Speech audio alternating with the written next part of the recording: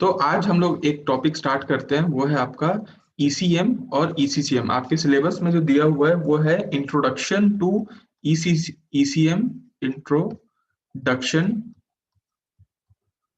To ECM and ईसीसीएम।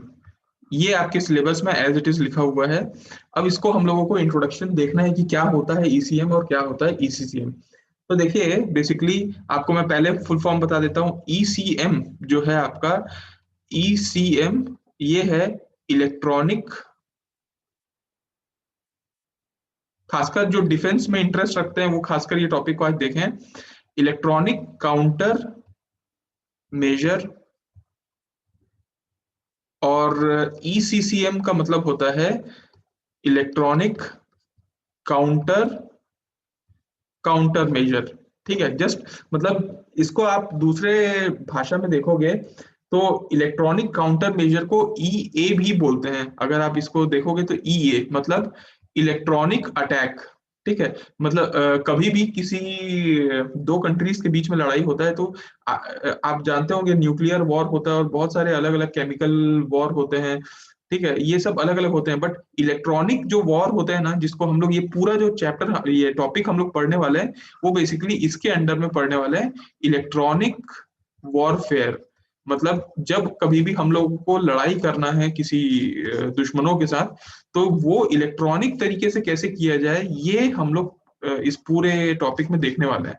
तो दो तरीके से चीजें होती हैं, वॉरफेयर मतलब लड़ाई दो तरीके से होता है। एक तो आप अटैक करो और एक आप अपने आप को बचाओ। तो जो अटैक करने वाला सिनेरियो होता है उसको हम लोग ईसीएम बोलते हैं, electronic counter measure, electronic attack. ठीक है, और जब अपन को बचना होता है इसको बोलते हैं ईपी, इलेक्ट्रॉनिक प्रोटेक्शन। ठीक है, तो इलेक्ट्रॉनिक चीजों से हम लोगों को प्रोटेक्शन करना, that is called electronic counter counter measure, that is ECCM. तो पहला तो आप लोग को ये बताना था कि हम लोग अभी जो बात कर रहे हैं वो ये बात कर रहे हैं कि कभी कभी हॉस्टाइल सिचुएशन आता है, लड़ाइयाँ छिड़ जाती हैं, तो उस सिचुएशंस पे ये दो चीजें हम करते हैं, इलेक्ट्रॉनिक अटैक या इलेक्ट्रॉनिक प्रोटेक्शन, ईसीएम या ईसीसीएम। अब ये किस किस टेक्निक से होता है वो हम लोग अभी आगे देखेंगे। लेकिन आपको मैं ऐसी जानकारी के लिए बता देता हूँ कि देखिए, आप 1904 की अगर आप ये सब स्टार्ट कहाँ से हुआ, क्योंकि इलेक्ट्रॉनिक वॉरफेयर बहुत पुराना तो है नहीं।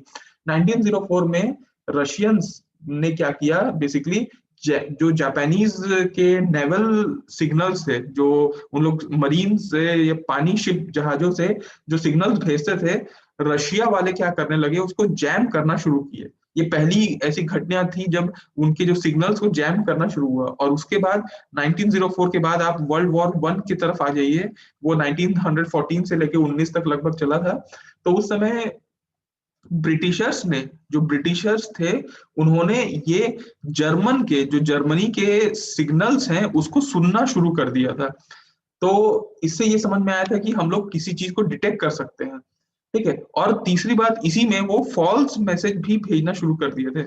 उन लोगों की बातें सुन के फॉल्स मैसेज भेजना शुरू कर दिए थे, और उनको वायरलेस जैमिंग करना शुरू कर दिए थे। आप जैमिंग समझते होंगे, किसी को जाम करना, तो ये जैमिंग करना शुरू कर दिया थे। और वर्ल्ड वॉर टू में तो आप मान के चलिए कि वर्ल्ड वॉर टू तो बेसिकली बैटल ऑफ बीम्स भी इसको बोला जाता है, क्योंकि आप जानते होंगे कि सारा कुछ जो आविष्कार हो रहा था ये सब वर्ल्ड वॉर के दौरान ही हो रहा था। तो ये बैटल ऑफ बीम, बीम तो आप समझते होंगे रेडिएशन, तो ये रेडिएशन का ही बैटल था बेसिकली। तो बैटल ऑफ बीम्स भी इसको वर्ल्ड वॉर टू को बोला जाता है। ये अगर आप इसको देखेंगे, थोड़ा सा ध्यान से देखेंगे, तो मैं आपको पहले कॉन्सेप्ट बता देता हूँ कि कॉन्सेप्ट है क्या एक्चुअली। तो ये सब कॉन्सेप्ट शुरू होता है बेसिकली बीम से, मतलब एक एंटीना का रेडिएशन से। रेडिएशन हम लोगों ने एंटीना बहुत कुछ पढ़ रखा है। आपको मैं एक चीज और बता देता हूँ कि भैया, ये इलेक्ट्रोमैग्नेटिक स्पेक्ट्रम जिसको हम लोग बचपन से पढ़ते आए हैं, उसके बारे में भी आप लोगों को जानकारी होनी चाहिए, क्योंकि यही पूरे जड़, मतलब जो ये इलेक्ट्रॉनिक अटैक हो या इलेक्ट्रॉनिक प्रोटेक्शन हो, उसका जो जड़ है, जो बेस है, वो इलेक्ट्रोमैग्नेटिक स्पेक्ट्रम ही है। स्पेक्ट्रम बेसिकली अगर आप ध्यान से देखेंगे, इसका मैं आपको एक डायग्राम के थ्रू भी आपको समझाता हूँ। रुक जाइए, इसको एक बार इंसर्ट करके आपको दिखाता हूँ फोटो में। फ्रॉम फाइल्स में जाता हूँ, स्पेक्ट्रम्स में शायद होगा मेरे पास, एक सेकेंड होल्ड करिएगा। रेडार जैमिंग स्पेक्ट्रम, और ये नहीं, ये नहीं, ये नहीं, ये नहीं, ये नहीं, कहाँ गया स्पेक्ट्रम? स्पेक्ट्रम शायद हमारे पास, आई थिंक, एक सेकेंड होल्ड करना। तो देखिए बेसिकली ये जो हम लोग पूरा आपको बात है वो ये इलेक्ट्रोमैग्नेटिक स्पेक्ट्रम का है। आपको बचपन से विबग्योर शब्द पढ़ते आए होंगे, विबग्योर, ठीक है। ये विबग्योर शब्द आपको पता होगा कि ये देखिए वॉयलेट इस तरफ रहता है बेसिकली, और रेड आपको इस तरफ दिखता है विबग्योर लाइट में। तो आप जैसे जैसे वॉयलेट से रेड की तरफ आगे बढ़ते जाते हैं, आपका ये जो वेव लेंथ है, ये जो वेव लेंथ, ये आपका बढ़ता चला जाता है। मतलब 4 × 10⁻⁷ से लेके अगर आप देखें तो 7 × 10⁻⁷ तक ये वैल्यू बढ़ती चली जाती है। वेवलेंथ अगर बढ़ेगा तो देखिए, अगर वेवलेंथ बढ़ता है बेसिकली तो आपका फ्रीक्वेंसी कम होता चला जाता है। मतलब अगर आप ध्यान देंगे तो इधर आप देखेंगे तो ये लो फ्रीक्वेंसी सिग्नल है, और इधर अगर आप देखेंगे तो ये सब हाई फ्रीक्वेंसी सिग्नल्स यहाँ पे मौजूद हैं। हाई फ्रीक्वेंसी और वेवलेंथ कम, इसका मतलब देखिए अगर आप सीधे सीधे शब्दों में बोलें तो वेव की लेंथ बेसिकली देखिए, ये एक वेव की लेंथ होती है लैम्डा, है ना।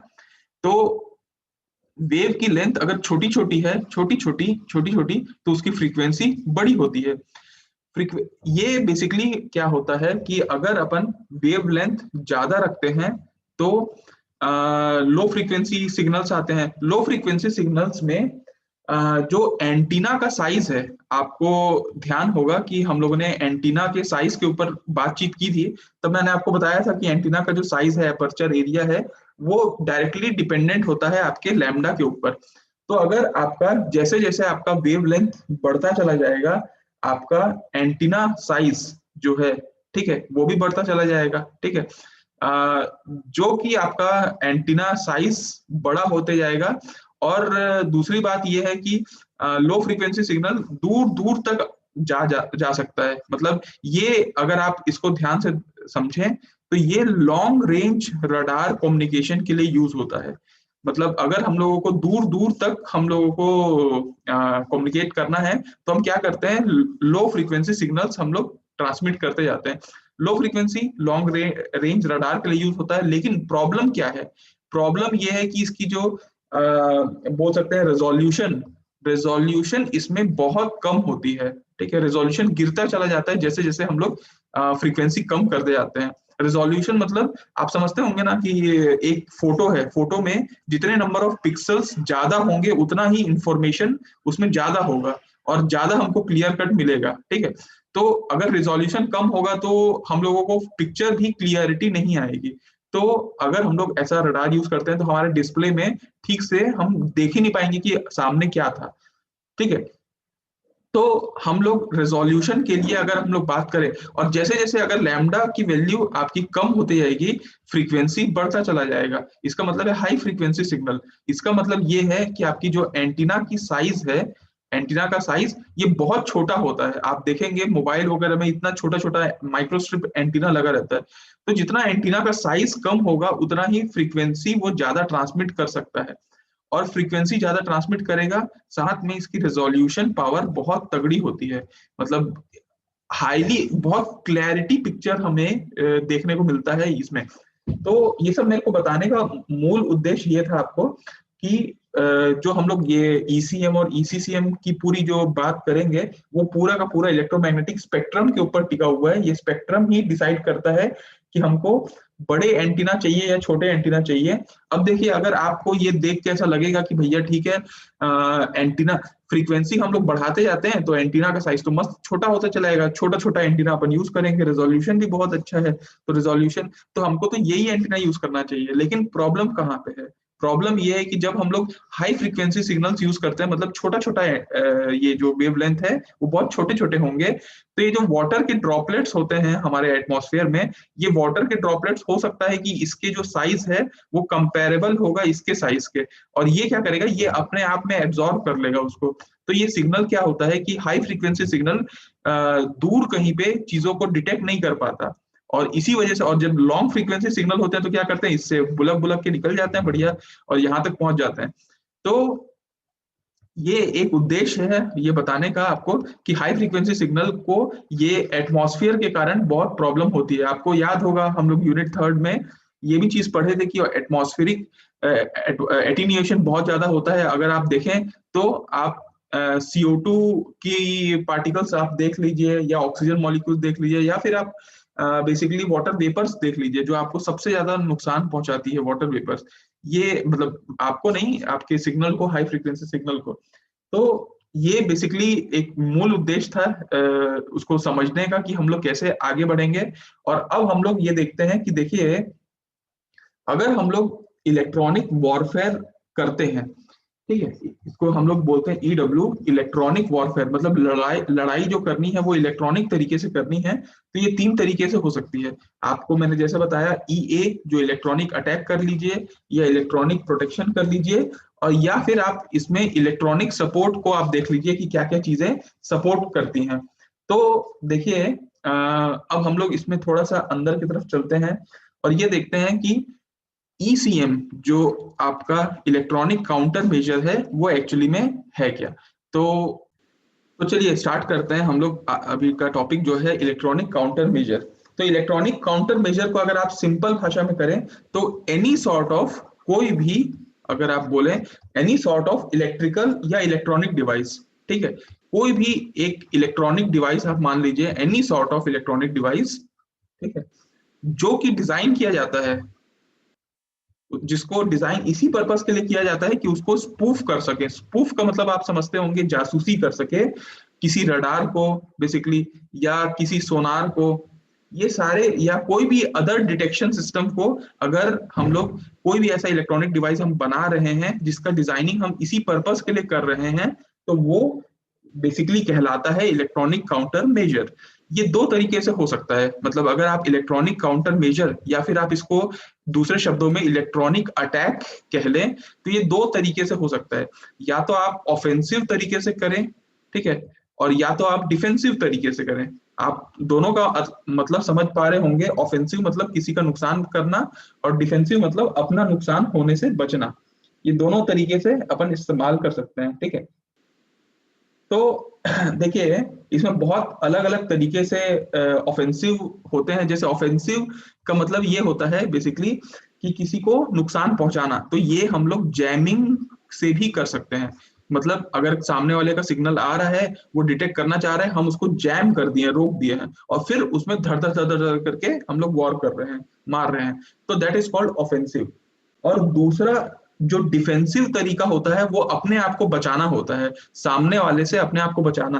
तो इसमें बहुत अलग अलग तरीके से चीजें, टेक्निक होती हैं। वो टेक्निक मैं भी आपको स्टेप बाय स्टेप आगे बताऊंगा। जैसे इसमें चैफ होता है, इसमें फ्लेयर्स होता है, बहुत सारे तरीके होते हैं, तो वो मैं अभी आपको बताऊंगा, ठीक है।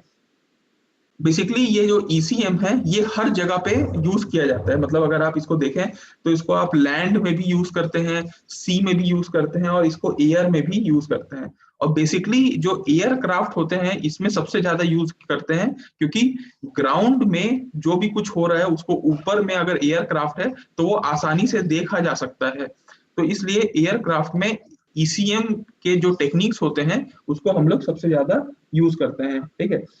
तो अब हम लोग आते हैं बेसिकली हमारे कुछ टेक्निक्स पे, कि जो टेक्निक हम लोग यूज करते हैं ECM पे। तो देखिए, सबसे पहले मैं आपको बताऊंगा कि देख, जो ऑफेंसिव तरीका है, ऑफेंसिव तरीके में आपको मैंने पहले ही बताया कि रडार की जैमिंग होती है, ठीक है।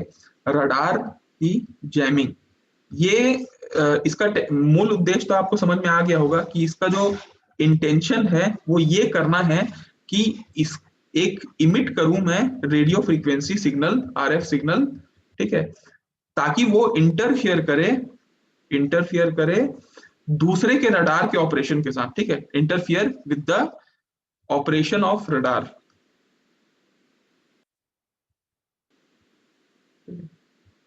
ताकि क्या हो सके, फॉल्स इंफॉर्मेशन हम लोग दे पाए। आप इसको समझ पा रहे होंगे, रडार जैमिंग का अर्थ मतलब ये है कि हम एक डिवाइस ऐसा बनाए हैं जो डिवाइस क्या कर रहा है, इमिशन कर रहा है, वो इमिट कर रहा है। क्या इमिट कर रहा है? रेडियो फ्रीक्वेंसी सिग्नल को इमिट कर रहा है। क्यों इमिट कर रहा है? ताकि सामने वाला जो रडार जिस फ्रीक्वेंसी पे या जिस तरीके से भी काम कर रहा है उसको इंटरफियर कर पाए और उसको फिर गलत जानकारी दे पाए। ठीक है, तो ये इलेक्ट्रॉनिक अटैक करने का एक तरीका है, that is called radar jamming. अब हम लोग इसमें टेक्निक देखते हैं कि किस किस तरीके से होता है। तो रडार जैमिंग दो तरीके से होता है। एक होता है मैकेनिकल तरीका, ठीक है, जिसको हम लोग पैसिव तरीका भी बोलते हैं। और एक तरीका होता है इलेक्ट्रॉनिक तरीका, जिसको हम लोग एक्टिव जैमिंग भी कहते हैं। तो हम लोग पहले मैकेनिकल जैमिंग की तरफ जाते हैं कि मैकेनिकल, और इसको अगर आप पैसिव जैमिंग कहें तो ये क्या मतलब होता है बेसिकली। तो देखिए, मैकेनिकल या पैसिव जैमिंग, जैमिंग से तो आप समझ में आ रहे होंगे ना कि कोई भी ऐसा डिवाइस जो दूसरे रडार को इंटरफियर कर पाए कि भैया, और उसको सामने वाले को फॉल्स इंफॉर्मेशन दे पाए। तो इसमें सबसे सबसे पहला जो तरीका होता है मैकेनिकल या पैसिव जैमिंग का, वो होता है चैफ। तो चैफ आप याद रखिएगा, ये बहुत इंपॉर्टेंट टर्म है। ये डिफेंस में तो यूज होता ही है चैफ। ये इसका मैं अगर आपको एक फोटो दिखा सकूं तो आपको और क्लियर हो पाएगा इंफॉर्मेशन चैफ के बारे में। देखिए यहाँ पे कहीं पे चैफ मैं लिखा होऊंगा होपफुली, ये देखिए और ये देखिए। इसको इंसर्ट करते हैं अपन। हम्म,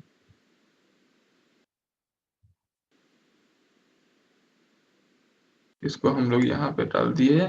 इसको, अरे यार ये क्या नौटंकी है। हाँ, इसको हम लोग यहाँ पे डाल देते हैं और आप यहाँ पे देख पा रहे होंगे। ठीक है।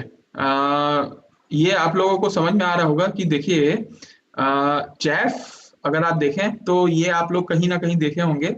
कई बार क्या होता है कि जो एयरक्राफ्ट होता है वो अपने साथ साथ या अपने पीछे, मतलब ये खुद अपना आगे चला आ रहा है लेकिन अपने पीछे पीछे ये ऐसे ऐसे छोटे छोटे छोटे छोटे चैफ वो कर देता है, ड्रॉप कर देता है। ये चैफ बेसिकली देखिए आप इस उसमें देख पा रहे होंगे, तो ये चैफ ऐसा होता है। चैफ बेसिकली अलग अलग लेंथ का बनता है, ठीक है। ये डिफरेंट डिफरेंट लेंथ के चैफ होते हैं। इसको चैफ या कैफ जो भी, चैफ ही बोलते हैं जनरली। तो ये डिफरेंट लेंथ के बनते हैं और ये बेसिकली मेटेलिक बॉडी का बनता है, ठीक है। अगर आप इसको देख पा रहे होंगे तो यहाँ पे कुछ मेटेलिक बॉडी होती है, साथ में कुछ प्लास्टिक्स भी इस्तेमाल किया जाता है बेसिकली, ठीक है।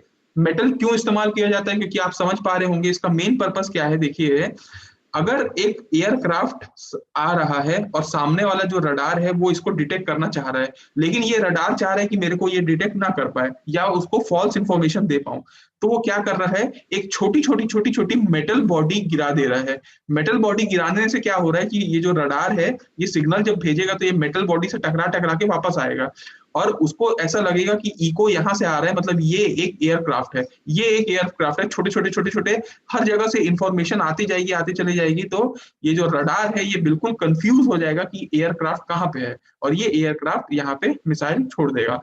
ये इसका मेन होता है, इसलिए इसको मेटेलिक बॉडी से बनाया जाता है। साथ में अब मेटेलिक बॉडी में जो सबसे हल्का, क्योंकि बेसिकली एयरक्राफ्ट भारी भारी चीजों को तो ज्यादा कैरी कर नहीं सकता, तो जो सबसे हल्का होता है उसको लिया जाता है। तो सबसे लाइट वेट में एल्यूमिनियम को माना जाता है। तो एल्यूमिनियम से बेसिकली ये जो चैफ है ये बनता है, ठीक है। और इसमें ऑफन प्लास्टिक्स का यूज किया जाता है ताकि बेसिकली ये जब लार्ज में, जब भारी मात्रा में इसको जब छोड़ा जाएगा तो ये आपस में गुच्छा गुच्छा बना बना के चिपक ना जाए, इसलिए थोड़ा सा इनको आपस में प्लास्टिक से थोड़ा सा इसको रिमूव किया जाता है। लेकिन प्योरली मतलब है होता ये मेटेलिक बॉडी गई है। तो ये बेसिकली चैफ का फंक्शन होता है। देखिए, अब हम लोग दूसरा, आपको ये समझ में आ गया होगा सबसे पहला कि इलेक्ट्रॉनिक काउंटर मेजर हम लोग कैसे करते हैं चैफ के द्वारा। दूसरा हम लोग एक टेक्निक देखते हैं जिसका नाम है कॉर्नर रिफ्लेक्टर। तो कॉर्नर रिफ्लेक्टर नाम से आपको समझ में आ रहा होगा कि ये कॉर्नर रिफ्लेक्ट करने का काम करेगा। तो इसके लिए भी मैं आप लोगों को एक छोटा सा उसको फोटो दिखा के आपको समझाने की कोशिश करता हूँ कि ये कॉर्नर रिफ्लेक्टर दिखता कैसा है और ये होता कैसा है। सो अपन फाइल लेते हैं और इंसर्ट करते हैं कॉर्नर रिफ्लेक्टर्स के लिए। आपके लिए मैं दो फोटो साथ में रखा हुआ हूँ। सो विल इंसर्ट, ये क्यों नहीं इंसर्ट हुआ, trying opening another app to make sure file is damage, ये कुछ गड़बड़ हुआ क्या, नहीं, कैंसिल करता हूँ। अच्छा सॉरी, पिक्चर्स में कॉर्नर रिफ्लेक्टर, कॉर्नर रिफ्लेक्टर, ये देखिए अगर आप इसको देख पा रहे होंगे तो ये कॉर्नर रिफ्लेक्टर है, और इसका ओरिजिनल फोटो भी आपको यहाँ पे दिखेगा, ये कॉर्नर रिफ्लेक्टर है। देखिए कॉर्नर रिफ्लेक्टर का मेन काम क्या होता है, आपको समझ में आ रहा होगा कि ये ऐसा डिवाइस होता है कॉर्नर रिफ्लेक्टर, ठीक है, जो चैफ की तरह ही काम करता है, ठीक है। बेसिकली इसका काम चैफ की तरह ही है, लेकिन ये थोड़ा सा फिजिकली थोड़ा सा अलग दिखता है। ये थोड़ा फिजिकली अलग दिखता है। ये मल्टीपल साइड ऑब्जेक्ट्स आपको देख पा रहे होंगे, ये मल्टीपल साइड ऑब्जेक्ट्स होता है, जो क्या करता है, एक बार अगर सिग्नल यहाँ पे आ गया तो सिग्नल को रीरेडिएट कर देता है, यहाँ से टकराएगा, फिर यहाँ टकराएगा, यहाँ टकराएगा, फिर यहाँ टकराएगा, फिर वापस आ जाएगा। मतलब आप देख पा रहे होंगे कि ये मल्टीपल ऐसे कॉर्नर्स बने हुए हैं, तो ये सिग्नल अगर इसके अंदर ट्रैप हो गया तो ये आपस में ट्रैप हो होके फिर ये बाहर निकलता है, जिससे क्या होता है कि सिग्नल्स बूस्ट अप हो जाते हैं।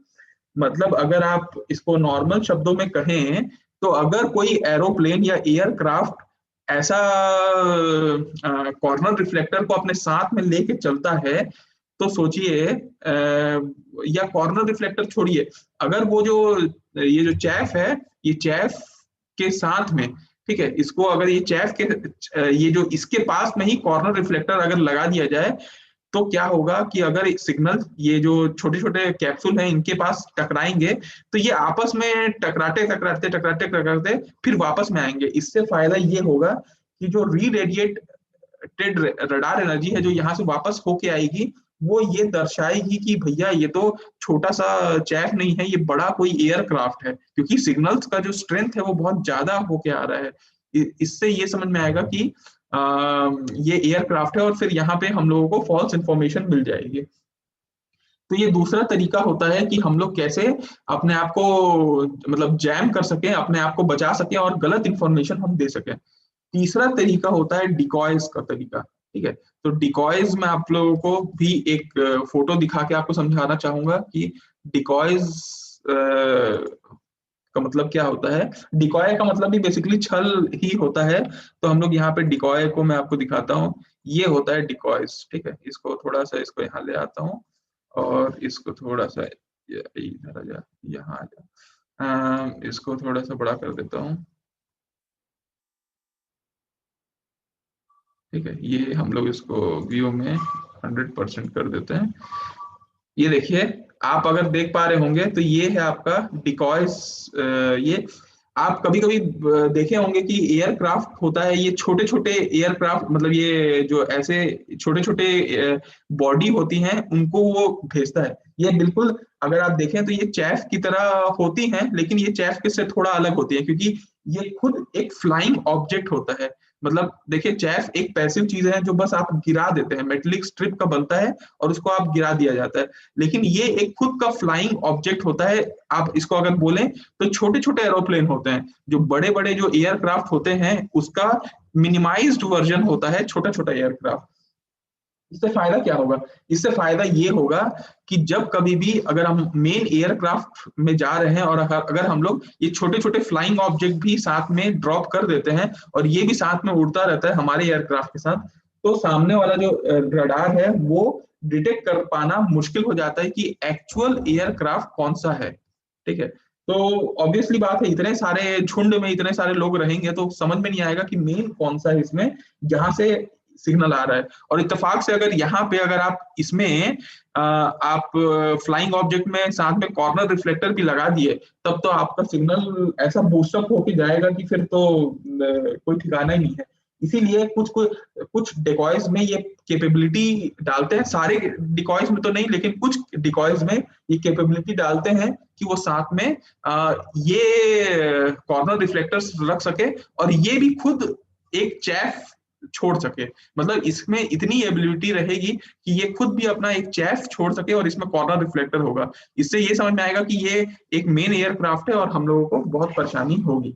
तो ये बेसिकली आपका छोटा अब हम लोग आगे आते हैं और अब हम लोग देखते हैं कि जो मैं आपको बताया कि दो टाइप से जैमिंग होता है। मतलब अगर आप रडार जैमिंग की बात करें, क्योंकि देखिए रडार जैमिंग का मतलब बेसिकली ईसीएम ही है, इलेक्ट्रॉनिक काउंटर मेजर या इलेक्ट्रॉनिक अटैक। तो रडार जैमिंग में आपको मैंने बता दिया कि भैया एक मैकेनिकल तरीका है। मैकेनिकल मतलब आप समझ गए होंगे कि ये सब मैकेनिकल है, ये मैकेनिकल बॉडीज बनाई जाती हैं, उसको डिप्लॉय किया जाता है, ये सब मैकेनिकल टाइप की जैमिंग है। आपको मैंने दूसरा तरीका भी बताया कि वो एक इलेक्ट्रॉनिक तरीके से भी जैमिंग किया जाता है। तो इलेक्ट्रॉनिक तरीके से जैमिंग कैसे करते हैं, तो देखिए अब हम लोग बात करते हैं इलेक्ट्रॉनिक जैमिंग की। तो इलेक्ट्रॉनिक जैमिंग का उद्देश्य ये है कि ये एक प्रकार का इलेक्ट्रॉनिक अटैक है जहां पे जैमर्स रेडिएट करते हैं interfering signal towards enemy radar. मतलब एनिमी रडार के तरफ हम लोग जो जैमर्स होते हैं, ठीक है, जैमर आप समझ पा रहे होंगे, एक ऐसा डिवाइस जो क्या करेगा, रेडिएट करेगा, इंटरफियरिंग एक सिग्नल रेडिएट करेगा। किस दिशा में करेगा, जिस दिशा में आपका सामने वाले सिग्नल का रडार होगा, ये रडार बेसिकली डिटेक्ट कर पा रहा होगा। तो अपन क्या करेंगे, एक जैमर एक ऐसा डिवाइस बनाएंगे जो सिग्नल को रेडिएट करने की कोशिश करेगा और सामने वाला जो रडार है उसको ब्लॉक करने की कोशिश करेगा। मतलब ये एक हाई कॉन्सेंट्रेटेड, ठीक है, हाई कॉन्सेंट्रेटेड एनर्जी सिग्नल्स भेजेगा और इस पूरे रडार को ब्लॉक करने की कोशिश करेगा। तो बेसिकली देखिए ऊपर से अभी तक मैकेनिकल में हम लोग ये मान रहे थे कि हम लोग फॉल्स इंफॉर्मेशन दे दें, यहाँ पे हम लोग ये मान रहे हैं कि हम या तो इसको पूरा ही ब्लॉक ही कर देते हैं पूरा तो बात बन जाएगी। तो ये होता है इलेक्ट्रॉनिक, या फिर इसको हम लोग एक्टिव जैमिंग कहते हैं।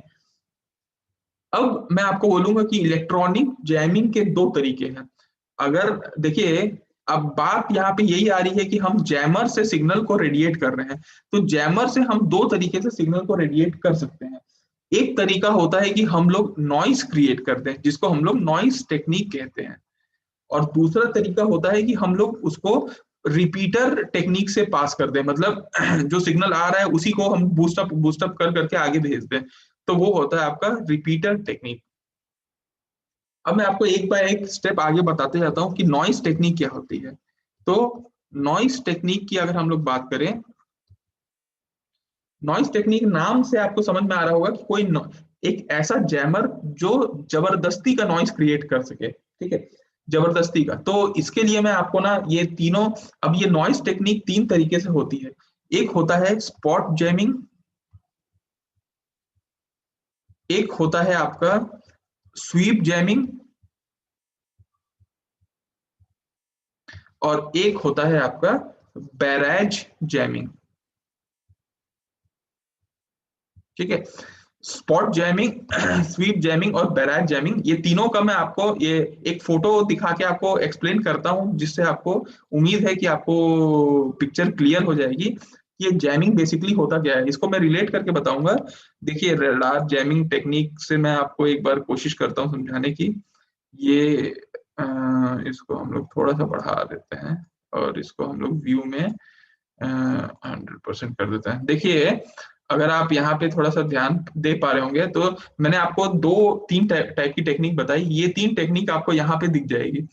ये तीन टेक्निक बेसिकली अगर आप ध्यान से देखें तो यहाँ पे देखिए स्पॉट जैमिंग शब्द लिखा हुआ है, यहाँ पे अगर आप देखें तो ये बैराज जैमिंग शब्द लिखा हुआ है। ठीक है, आप फोटो से बाय डिफॉल्ट समझ जाएंगे कि स्पॉट जैमिंग क्या होती है। स्पॉट जैमिंग का मतलब होता है कि जब कोई जैमर फोकस करता है पूरी की पूरी अपनी पावर को एक सिंगल फ्रीक्वेंसी में। मतलब देखिए रडार, सामने वाले का जो रडार है, देखिए ये रडार, आप इसको ध्यान से देखिए, ये रडार क्या कर रहा है, ये डिटेक्ट करने की कोशिश कर रहा है। अगर ये एक फ्रीक्वेंसी पे काम कर रहा है और अगर हमको ये पता चल जाए कि ये उसी फ्रीक्वेंसी पे, पर्टिकुलर फ्रीक्वेंसी पे काम कर रहा है, तो हम अपनी पूरी ताकत एक फ्रीक्वेंसी पे झोंक देंगे और उसको बोलते हैं स्पॉट जैमिंग। ठीक है, ये स्पॉट जैमिंग आपको नाम से समझ में आ रहा होगा कि इसका जो, अगर आप फायर देखेंगे तो ये फायर कैसे है, एक सिंगल शॉट टाइप का है। एक सिंगल शॉट अगर अपन मारते हैं और अपनी पूरी की पूरी पावर हम एक फ्रीक्वेंसी पे कॉन्सेंट्रेट करते हैं, उस टाइप के जैमिंग को स्पॉट जैमिंग कहते हैं। स्वीप जैमिंग का मतलब ये होता है, देखिए यहाँ पे कहीं फोटो तो नहीं दिया है स्वीप जैमिंग का, लेकिन आपको मैं बताता हूँ। स्वीप का मतलब होता है एक जगह से दूसरी जगह स्वीप करना, मतलब इधर से उधर, उधर से इधर। तो क्या होता है कि जैमर क्या करता है बेसिकली, अपना जो पावर है उसको एक फ्रीक्वेंसी से शिफ्ट करके दूसरी फ्रीक्वेंसी में डालता है, फिर दूसरी फ्रीक्वेंसी से शिफ्ट करके तीसरी फ्रीक्वेंसी में डालता है। इसको बोलते हैं स्वीप जैमिंग। आप समझ पा रहे होंगे स्वीप जैमिंग का मतलब, अगर एक फ्रीक्वेंसी हमको पता चल गया कि भैया आपका जो रडार है वो इस फ्रीक्वेंसी में काम कर रहा है, तो वो इस फ्रीक्वेंसी पे अपना जैम करना शुरू करता है। अचानक से पता चला कि फ्रीक्वेंसी चेंज हो गई है, तो तुरंत वो भी फ्रीक्वेंसी चेंज करके तुरंत जैम कर स्विच कर दिया, फिर तीसरी बार स्विच कर दिया। तो ये जो स्विचिंग का है ना, अलग अलग फ्रीक्वेंसी पे स्विच करना, that is called sweeping jamming, sweep jamming. लेकिन इसकी एक प्रॉब्लम ये है कि बेसिकली ये ऑल टाइम पे हर फ्रीक्वेंसी पे नहीं कॉन्सेंट्रेट कर पाता। मतलब अगर सामने वाला व्यक्ति ऐसा 3 ठोक रडार ले आया और 3 रडार का अलग अलग फ्रीक्वेंसी है, चलो वो तीनों को स्वीप कर गया, लेकिन अचानक से कोई चौथा रडार आ गया और वो कोई दूसरे फ्रीक्वेंसी पे काम करने लगा, तब तो आपका बेचारा नुकसान हो जाएगा। तो अल्टीमेटली स्वीप जैमिंग का ये कॉन्सेप्ट है कि एक फ्रीक्वेंसी पे एक टाइम पे काम करना, फिर तुरंत स्विच कर देना, फिर तुरंत स्विच कर देना, स्विच करते जाना, लेकिन एक टाइम पे वो एक पे ही फोकस कर सकता है। That is called sweep jamming. और तीसरा तरीका होता है बैराज जैमिंग, जो आप यहाँ पे देख पा रहे होंगे। बैराज जैमिंग शॉर्ट गन की तरह होता है। देखिए ये अगर आप फव्वारा को देखे होंगे तो ये फव्वारे की तरह काम करता है। अगर आप फव्वारा को थोड़ा सा अगर आप देखें तो देखिए ये अगर आपका पाइप है और पाइप में आपने सामने ऐसा फव्वारा लगा दिया है जो जिसमें छोटे छोटे छोटे छोटे छोटे छोटे वो है, होल्स हैं।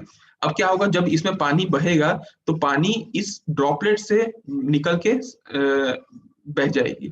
लेकिन क्या वो इंटेंसिटी सेम रहेगी? क्या अगर आप नॉर्मल पाइप लेते हैं और पाइप का आउटलेट यहाँ पे है, उसमें जिस फोर्स से वो निकल रहा है, लेकिन उसके कंपैरिजन में अगर आप ये शावर को देखेंगे तो शावर में कम होगा, लेकिन एट अ टाइम अगर आप देखेंगे तो इस फ्रीक्वेंसी को भी जैम कर पा रहा है, इस फ्रीक्वेंसी को भी, इस फ्रीक्वेंसी भी।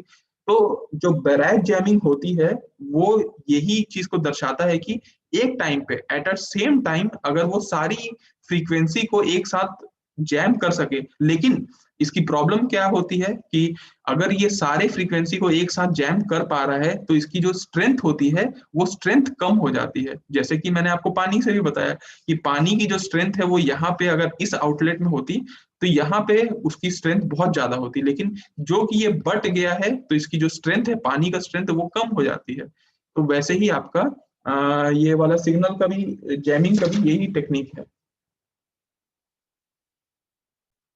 अब हम लोग ये देखते हैं कि जो दूसरा टेक्निक है, आपको मैंने नॉइस टेक्निक बता दी कि नॉइस हम लोग कैसे क्रिएट करें। हाँ, तो नॉइस टेक्निक में तो हम लोग अलग अलग तरीके से कर सकते हैं, स्पॉट तरीके से कर सकते हैं, स्वीप तरीके से कर सकते हैं, बैराज तरीके से कर सकते हैं। ये 3 अलग अलग टेक्निक है। अब मैं आपको ये बोलता हूँ कि रिपीटर टेक्निक्स क्या होते हैं। तो हम लोग बात करते हैं रिपीटर टेक्निक, जिससे हम लोग ईसीएम की बात करेंगे। तो देखिए बेसिकली यही आपका, बेसिकली देखिए अगर कोई चीज अटैक करने के लिए यूज हो रही है तो कहीं ना कहीं वही चीज प्रोटेक्ट करने के लिए भी यूज होगी। तो बेसिकली अगर हम लोग इस चीजों से अटैक कर पा रहे हैं तो सामने वाले व्यक्ति इसी चीज से प्रोटेक्ट भी कर सकता है। तो यही इलेक्ट्रॉनिक काउंटर काउंटर मेजर में भी हम लोग यूज करेंगे, बराज वगैरह सब चीज को। तो रिपीटर टेक्निक में देखिए बेसिकली रिपीटर टेक्निक क्या होता है, ये सामने वाला जो रडार एनर्जी को जो रिसीव्ड होगा उसको मैनिपुलेट करना और उसको रीट्रांसमिट करना। मतलब आप ये बोलिए कि जैसे ये आपका रडार है का एंटीना है, ठीक है, और ये आपका एयरक्राफ्ट है, ठीक है, ये आपका एयरक्राफ्ट है। अब क्या होगा, ये बेसिकली सिग्नल को ट्रांसमिट करेगा।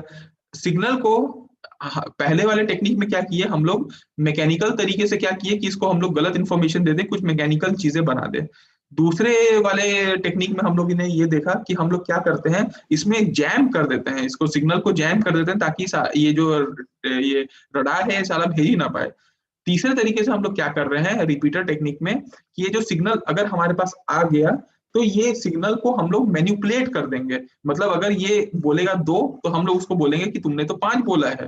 तो अल्टीमेटली ये है कि हम लोग जो भी रिसीव्ड रडार एनर्जी है उसको हम लोग मैनिपुलेट करें और उसको फिर से ट्रांसमिट करें। ऐसा नहीं कि हम लोग उसको रखे रहें, उसको फिर ट्रांसमिट करें और उसको साले को गलत इंफॉर्मेशन दें हम लोग कि हम लोग यहाँ पे। तो दैट इज कॉल्ड, जैसे कि देखिए अगर हम लोगों को रेंज के बारे में गलत इंफॉर्मेशन देनी है ठीक है, तो हम लोग क्या कर सकते हैं, हम लोग उसका जो पल्सेस को ट्रांसमिट करने का टाइम होता है कि एक बार पल्स जाता है और पल्स जाके वापस आता है, उस टाइम ड्यूरेशन को हम लोग चेंज कर सकते हैं, मतलब डिले कर सकते हैं ट्रांसमिशन ऑफ पल्सेस में। ये हम लोग उसके रेंज में चेंज कर सकते हैं। अगर हम लोगों को वेलोसिटी में कुछ हेरा फेरी करना है, तो वेलोसिटी में हम लोग ये कर सकते हैं कि हम लोग डॉपलर शिफ्ट जो होता है ट्रांसमिटेड सिग्नल्स का, उसमें हम लोग कुछ छेड़खानी कर सकते हैं डॉपलर शिफ्ट में। तीसरा जो हम लोग बोल सकते हैं कि एंगल वगैरह में चेंज करना है, तो हम लोग कुछ टेक्निक्स लगा के हम लोग एंगल को भी चेंज कर सकते हैं। तो इसमें हम लोग, मैं कुछ टेक्निक्स आपको बताता हूँ जो जनरली काम आती हैं। वो होती है इन एडवर्टेंट जैमिंग। इन एडवर्टेंट जैमिंग का मतलब ये होता है बेसिकली कि कई केसों में ऐसा होता है कि जैमिंग फ्रेंडली सोर्सेस के द्वारा भी हो जाती है। मतलब इस इन एडवर्टेंट जैमिंग को बोलते हैं अनइंटेंशनल जैमिंग। मतलब आप चाहते नहीं हो किसी को जैम करना, लेकिन गलती से जैम हो गया। तो इससे बचने के लिए क्या किया जाए कि बेसिकली अपन गुड प्लानिंग करते हैं। कई बार क्या होता है कि हमारे दोस्त का भी रडार यहाँ पे रखा हुआ है, फ्रेंड कंट्री का भी, हमारा भी, और एक दूसरे में आपस में प्रॉब्लम क्रिएट हो रहा है। तो वो एक अनइंटेंशनल जैमिंग होता है, और इसको हम लोग अच्छे प्लानिंग से और कॉमन सेंस का यूज करते हुए इससे हम लोग बच सकते हैं, इस टेक्निक से हम लोग बच सकते हैं। ये एक प्रॉब्लम क्रिएट होता है। दूसरा प्रॉब्लम मैं आपको बोलता हूँ काउंटर मेजर का प्रॉब्लम। मतलब प्रॉब्लम नहीं है, ये काउंटर मेजर है। ये इससे हम लोग कैसे क्या कर सकते हैं, देखिए, हम लोग कंटिन्यूअसली अपनी फ्रीक्वेंसी को चेंज कर सकते हैं। ये हमेशा सलाह दी जाती है रडार के लिए, मैं आपको शुरू से बता रहा हूँ कि रडार के लिए हमेशा ये सलाह दी जाती है कि हम लोग कॉन्स्टेंटली फ्रीक्वेंसी को चेंज करते जाएं, ताकि सामने वाला जो व्यक्ति है वो ये ना डिटेक्ट कर पाए कि इसकी जो रडार की फ्रीक्वेंसी है ये पर्टिकुलर इसी फ्रीक्वेंसी पे काम करता है, तो मैं दूसरी फ्रीक्वेंसी से ट्रांसमिट करता हूँ, और या फिर इसी फ्रीक्वेंसी से ट्रांसमिट करता हूँ, ये समझेगा कि मैं हूँ और तुरंत दूसरे उससे मैं अटैक कर दूंगा। तो ये हमेशा बोला जाता है कि रडार की फ्रीक्वेंसी को हमेशा चेंज करते जाना रहना चाहिए। लेकिन आजकल के जो जैमर्स होते हैं ये इतने मॉडर्न होते हैं, इतने डिजाइन किए जाते हैं कि वो प्रिडिक्टेबल फ्रीक्वेंसी चेंज को पहचान जाते हैं, और उसके बाद तुरंत अपना काउंटर जैमर भी लगा देते हैं। ठीक है, तो ये सारी कुछ चीजें हैं। तीसरी चीजें मैं आपको बताता हूँ, वो है इंटरफियरेंस। इंटरफियरेंस का मतलब क्या होता है? इंटरफेरेंस मतलब देखिए, कभी कभी जैसे मैंने आपको बताया कि दो रडार अप्रोक्सीमेटली दोनों आसपास है, दोनों सेम फ्रीक्वेंसी पे काम कर रहा है, तो एक दूसरे को इंटरफियर करना शुरू कर देता है। जैसे कि मैं आपको एक अपने प्लेटफॉर्म का ही बताता हूँ, माइक्रोसॉफ्ट टीम या जूम या किसी पे भी आप बात करिए। अगर आप एक रूम पे हैं और सेम मीटिंग में आप ज्वाइंट हुए हैं, जैसे अभी क्लास में हैं आप लोग, अगर आप लैपटॉप से भी कनेक्ट हुए हैं, मोबाइल से भी कनेक्ट हुए हैं सेम मीटिंग में, और दोनों का माइक और साउंड ऑन रखे हैं, तो देखिएगा एक का जो सिग्नल आउटपुट आएगा वो दूसरे का इनपुट बनेगा, और दूसरे का इनपुट इसका आउटपुट, ऐसे करते करते एक ऐसा लूप बन जाएगा जो इंटरफियरेंस क्रिएट कर जाएगा और खूब ज्यादा ईगो क्रिएट करेगा। आप कभी ट्राई करके देखेगा, ऐसा होता है। तो ये इंटरफेरेंस बेसिकली हम इस चीज को ध्यान देते हैं कि दो रडार हम लोग आसपास सेम फ्रीक्वेंसी पे नहीं काम करने चाहिए, जो आपस में प्रॉब्लम करती है। लेकिन इसका सॉल्यूशन भी ये होता है कि हम एक काम करते हैं, जो रडार का ट्रांसमीटर होता है बेसिकली वो तो मैग्नेट्रॉन से बना होता है, वो मैग्नेट्रॉन ट्रांसमिट करेगा, तो अपन क्या करते हैं, फ्रीक्वेंसी को शिफ्ट कर देते हैं थोड़ा सा, ताकि एक दूसरे से फ्रीक्वेंसी इंटरफेयर ना करे। तो ये छोटे छोटे चीजें होती हैं जो आपको ईसीएम में पढ़नी थी, जो मैं आपको बताया। ये 7 नंबर में क्वेश्चन पूछा जाता है, और कायदे से तो ये पूरा टॉपिक पूछा जाता है, ईसीएम और ईसीसीएम दोनों पूछा जाता है। लेकिन आपको मैंने पूरी कोशिश किया है कि ईसीएम के बारे में सारी जानकारी दे दूं। 5 मिनट में आपको मैं ईसीसीएम के बारे में बता देता हूँ कि ईसीसीएम क्या होता है। तो देखिए, ईसीसीएम का मतलब बेसिकली होता है इलेक्ट्रॉनिक काउंटर काउंटर मेजर, जो मैंने आपको बताया। इसी को इलेक्ट्रॉनिक प्रोटेक्शन मेजर भी कहा जाता है, जैसा मैंने आपको पहले भी बताया कि ये प्रोटेक्शन के लिए काम आता है। तो ये कुछ कुछ टेक्निक होते हैं जो इलेक्ट्रॉनिक काउंटर काउंटर मेजर के लिए इस्तेमाल होते हैं। और वो होता है आपका, देखिए, सबसे पहले होता है ईसीएम डिटेक्शन। ईसीएम डिटेक्शन का देखिए, अगर आपको प्रोटेक्ट करना है तो आपको इसको डिटेक्ट करना पड़ेगा। पहला चीज तो यही है कि भैया ऐसा कोई मैं डिवाइस बना दूं जो इलेक्ट्रॉनिक काउंटर मेजर को डिटेक्ट कर पाए, तो हम लोग उससे बचा जा सकता है। साफ बात है कि जो अटेम्प्ट हो रहे हैं या फिर चैफिंग जो चैफ भेजे जा रहे हैं उसको अगर डिटेक्ट कर लिया जाए और उसको इग्नोर कर दिया जाए तो हमारा जो मेन सिस्टम है वो बच जाएगा। ये पहला तरीका है, सबसे आसान तरीका। आसान नहीं है लेकिन ये तरीका कॉमन सेंस वाला तरीका है। दूसरा तरीका आपको मैंने जैसे बताया वो है चर्प। चर्प का मतलब होता है जैसा आपको मैं बोला कि हर बार फ्रीक्वेंसी को वेरी करना। जो फ्रीक्वेंसी को हम लोग एक विद इन द पल्स अगर हम लोग वेरी करते जाते हैं तो उसको चर्प कहते हैं, चर्पिंग टेक्निक। ठीक है।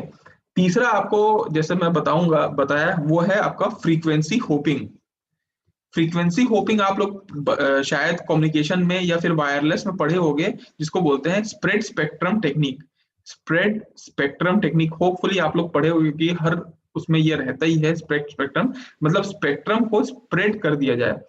इससे फायदा ये होता है कि आसानी से अपन जो फ्रीक्वेंसी है उसको, जो ट्रांसमिटेड फ्रीक्वेंसी है उसको अपन स्विच कर पाते हैं।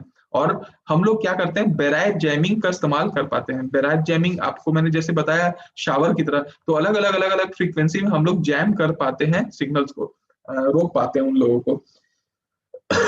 चौथा टेक्निक जो ईसीसीएम में यूज होता है वो पोलराइजेशन का टेक्निक होता है।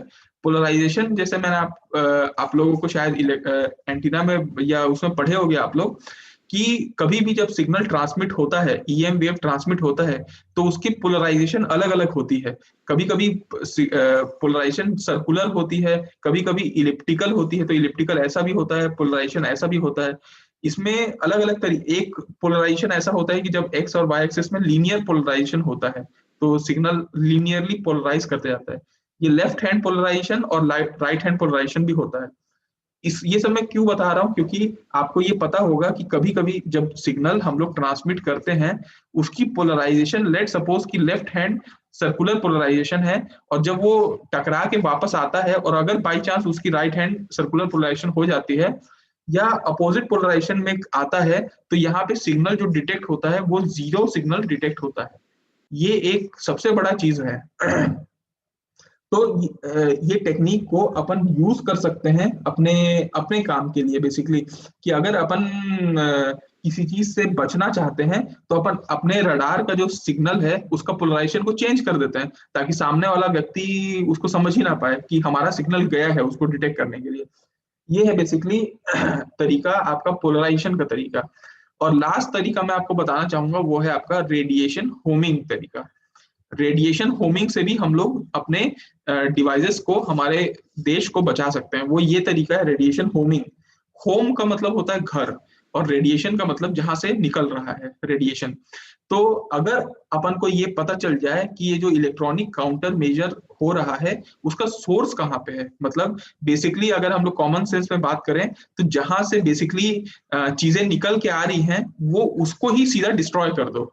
उसके घर में जाके, जैसे हम लोग सर्जिकल स्ट्राइक किए कि वहां से बार बार निकल निकल के आ रहे थे, तो हम लोग क्या किए, सीधा जाके उनके घर पे जाके ठोक के आ गए उनको। तो that is called radiation homing तरीका। इसको एंटी रेडिएशन मिसाइल्स भी कहा जाता है। एंटी रेडिएशन मिसाइल्स, इसका शॉर्ट फॉर्म होता है ARM, एंटी रेडिएशन मिसाइल्स।